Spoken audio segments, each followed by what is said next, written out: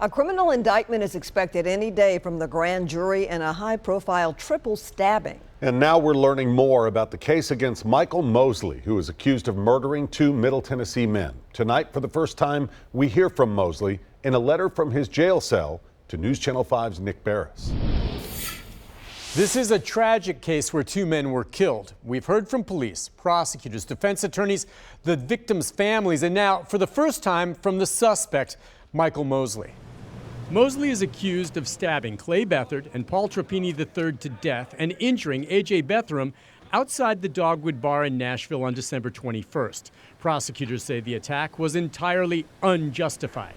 There is absolutely nothing that Clayton Beathard and Paul Trapini and AJ did to bring this on themselves. The case is now in the hands of a grand jury where it's widely expected Mosley will be indicted on 2 counts of murder.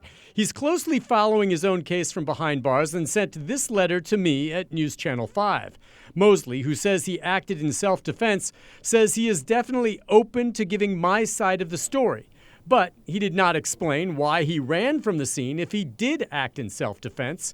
He does write, "I feel as though I've already been convicted by the way I was portrayed." That sentiment is echoed by Mosley's attorney Justin Johnson, who says video of the incident will prove that his client acted in self-defense. A person has a right to defend themselves if they think that they are in danger of serious bodily injury or death. Johnson maintains his client did not even know the 3 victims were badly injured when he left the club. He says the video shows a scuffle where his client is confronted by several other larger individuals. What's amazing, Nick, is that 60 seconds from the time of the start of the fight to when everything was over. And in that 1 minute, whether the case is murder or self-defense, 2 young men tragically lost their lives. To that, Mosley writes, "First and foremost, I want to send my condolences and prayers to the victims and their families."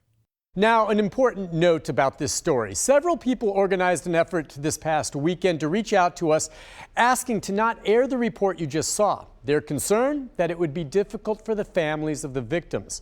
As journalists, we have a responsibility to provide information from many people and perspectives. Because of the high-profile nature of this case, we believe that the first direct communication from the suspect since the crime happened is newsworthy. Our hearts go out to the families of the men who died and the man who was wounded.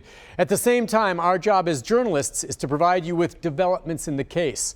We considered and appreciate all of the feedback we received and are constantly working to be worthy of your trust in us. Nick Barris, News Channel 5. Thank you, Nick. Mosley does remain locked up, held without bond. If and when he is indicted, the case will move forward. That is when at least part of the security video of the fatal fight is expected to be made public in court.